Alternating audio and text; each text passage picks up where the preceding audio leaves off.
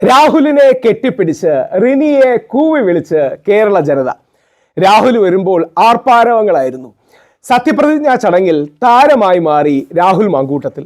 നേരെ മറിച്ച് റിനി വന്നപ്പോൾ അവിടെ സാധാരണക്കാരും കോൺഗ്രസ് പ്രവർത്തകരും എല്ലാ മനുഷ്യരും മത്സരിച്ച് കൂവുകയായിരുന്നു എന്ന് നമുക്ക് കാണാം. UDFിന്റെ പ്രവർത്തകരും എല്ലാം കൂവി എന്നാണ് പറയുന്നത്. ആരാണ് കൂവിയെന്ന് വ്യക്തമല്ല. എന്തായാലും ഒരു കാര്യം ഉറപ്പാണ്, കേരള ജനതയാണ് കൂവിയെന്ന കാര്യം സംശയമില്ല. ആരും കൂവുന്നതിനോട് യോജിപ്പില്ലാത്തൊരു മനുഷ്യനാണ് ഞാൻ. ആരെയും കൂവരുത്, പ്രത്യേകിച്ച് ഒരു പെൺകുട്ടി അങ്ങനെയൊക്കെ വരുമ്പോൾ ഒരു ഇൻസെക്യൂരിറ്റി കൊടുക്കുന്ന രീതി കൂവുകയൊന്നും ചെയ്യരുത്. പക്ഷേ റിനിയെ കൂവുന്നത് റിനി ചെയ്ത തെറ്റായ നടപടികൾ കാരണം കേരളത്തിൽ ഇന്ന് ഒരു പക്ഷേ പ്രഗത്ഭനായൊരു മന്ത്രിയെ നഷ്ടപ്പെട്ടു. അല്ലെങ്കിൽ കേരളത്തിൽ ഇന്ന് ഏറ്റവും കൂടുതൽ ആൾക്കാർ ഇഷ്ടപ്പെടുന്ന, വേട്ടയാടപ്പെട്ടതുകൊണ്ട് സപ്പോർട്ട് ചെയ്യുന്ന രാഹുൽ മാങ്കൂട്ടത്തിൽ എന്ന യുവ ചെറുപ്പക്കാരൻ്റെ ജീവിതം എന്താ പറയണേ, നെഗറ്റീവ് രീതിയിൽ സ്വാധീനിച്ചതുകൊണ്ടാണ് റിനിക്ക് കൂവൽ കിട്ടുന്നതെന്ന് മറക്കരുത്. രാഹുൽ മാങ്കൂട്ടത്തിനെതിരെ ആദ്യം ആരോപണം ഉന്നയിച്ച യുവനടിക്ക് കൂവൽ. സർക്കാരിന്റെ സത്യപ്രതിജ്ഞാ ചടങ്ങ് കഴിഞ്ഞ് മടങ്ങുമ്പോഴാണ് റിനി ആൻഡ് ജോർജിനെ UDF പ്രവർത്തകർ കൂവിയത്. ആദ്യം ദൃശ്യങ്ങൾ. ഭാഗ്യം അതിജീവിതയെ കൂവി എന്നൊന്നും പറഞ്ഞില്ല.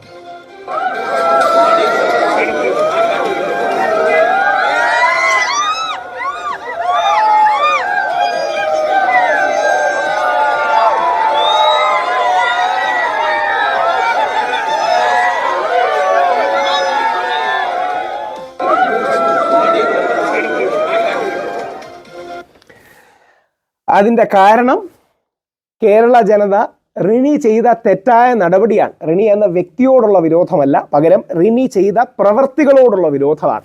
റിനി എന്ന വ്യക്തി അത്യാവശ്യം നന്നായി സംസാരിക്കുകയും കാര്യങ്ങളൊക്കെ ചെയ്യും. പക്ഷേ റിനിക്ക് യഥാർത്ഥത്തിൽ ചില സ്ഥാപിത താല്പര്യങ്ങൾക്ക് വേണ്ടി ഒരു യുവാവിൻ്റെ ജീവിതം നെഗറ്റീവായ രീതിയിൽ വഴിതിരിച്ചു വിടാൻ റിനി കാരണക്കാരിയായി നമുക്കെല്ലാം അറിയാം. അപ്പോൾ റിനി ആൻഡ് ജോർജിന് ആ കൂവൽ ഉണ്ടാകുന്നതും താഴോട്ട് നോക്കിയാൽ പറയാൻ കഴിയാത്തത്ര, എങ്ങനെയൊന്നും കമൻറ്റ് എഴുതരുത്, വളരെ എല്ലാ നെഗറ്റീവ് കമൻസും റിനിക്ക് വരുന്നതിൻ്റെ വീട്ടിലിരുന്ന് ഇത് കണ്ട് ഞങ്ങളും കൂവും അടക്കം സന്തോഷം ഈ കൂവൽ കണ്ടപ്പോൾ മുഖ്യമന്ത്രി സൂക്ഷിച്ചാൽ നല്ലത്. എൻ്റെ പ്രശ്നം എന്ന് പറഞ്ഞാലേ ആരെയും കൂവുന്നതിനോടൊന്നും എനിക്ക് യോജിപ്പില്ല. പക്ഷേ റിനി ചെയ്ത തെറ്റുകളാണ്, റിനി ചെയ്ത തികച്ചും തെറ്റായ നടപടിയാണ് ഒരു സൈക്കിൾ ഇഫക്റ്റ് ആയിട്ട് അല്ലെങ്കിൽ ഒരു ചെയിൻ റിയാക്ഷനായിട്ട് മാറുകയും മറ്റുമൊക്കെ ചെയ്തത്. അത് റിനി തിരിച്ചറിഞ്ഞാൽ കൊള്ളാം. നമുക്കിനി നേരെ തിരിച്ച് രാഹുൽ മാങ്കൂട്ടത്തിൻ്റെ റെസ്പോൺസ് കാണാം. അവിടെ വന്നപ്പോൾ രാഹുൽ താരമാകുകയും മാധ്യമങ്ങളടക്കം എല്ലാം അവിടെ താരമായി ഏറ്റവും മികച്ച രീതിയിൽ ജനീഷൻ എന്നത് വ്യക്തിപരമായി കുറേയേറെ, അതായത് നമുക്ക് എന്തെങ്കിലും കിട്ടുമ്പോൾ ഒരു സന്തോഷം ഉണ്ടാവില്ല. ആ സന്തോഷം തന്നെ ജനീഷ് വരുമ്പോണ്ട്.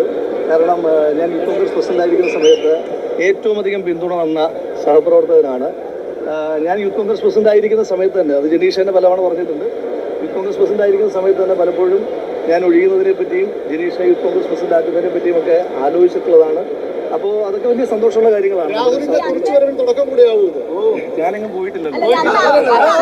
രാഹുൽ എങ്ങനെ പറയും, പക്ഷേ രാഹുലിൻ്റെ തിരിച്ചുവരവിൻ്റെ തുടക്കമാകണം. രാഹുൽ കൂടുതൽ പൊതുമണ്ഡലങ്ങളിലേക്ക് വരണം, ചാനൽ ചർച്ചകളിൽ സാന്നിധ്യമാകണം, പൊതുകാര്യങ്ങളിൽ ഇപ്പോഴും ഇടപെടുന്നുണ്ട്, പക്ഷേ പൊതുകാര്യങ്ങളിൽ ഇടപെടണം അതിശക്തമായ രീതിയിൽ. രാഹുൽ എന്ന് പറയുന്ന കേരളത്തിലെ ഏറ്റവും കഴിവുള്ള യുവ പ്രതിഭയായൊരു ചെറുപ്പക്കാരൻ, ആ ചെറുപ്പക്കാരന് സംഭവിച്ചതൊക്കെ വളരെ വിഷമമുണ്ടാക്കിയ കാര്യങ്ങളാണ്. അപ്പോൾ എന്താ പറയണേ, ആ വിഷയം തീർന്ന് രാഹുൽ അതിശക്തമായി വരണമെന്നാണ് ആഗ്രഹിക്കുന്നത്. രാഹുലിനോട് ചില രസകരമായ ചോദ്യങ്ങളുമായി മാധ്യമപ്രവർത്തകരും വന്നു.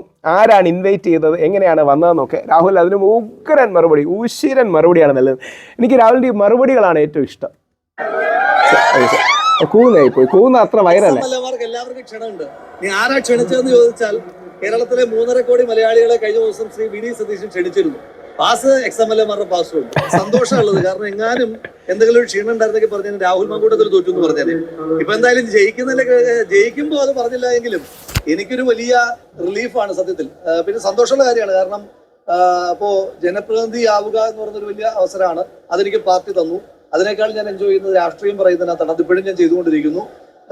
നമുക്ക് ശേഷം നമ്മുടെ മണ്ഡലം ജയിക്കാൻ പറ്റുക എന്ന് പറഞ്ഞൊരു വലിയ കാര്യമാണ്. 10 വർഷക്കാലമായി കേരളത്തിലെ UDFിന്റെ പ്രവർത്തകർ, കോൺഗ്രസിന്റെ പ്രവർത്തകർ തെരുവിൽ നീതി നിഷേധത്തിനെതിരായിട്ട് നേതൃത്വം കൊടുത്തവനാണ്. ആ സമരത്തിന് ജനം നൽകിയ അംഗീകാരമായിട്ടാണ് 102 ഉജ്ജ്വല ഭൂരിപക്ഷത്തോടു കൂടിയ മന്ത്രിസഭയെ കാണുന്നത്. ആ നീതി നിഷേധം ജനങ്ങൾ നേരിട്ടിരുന്നു.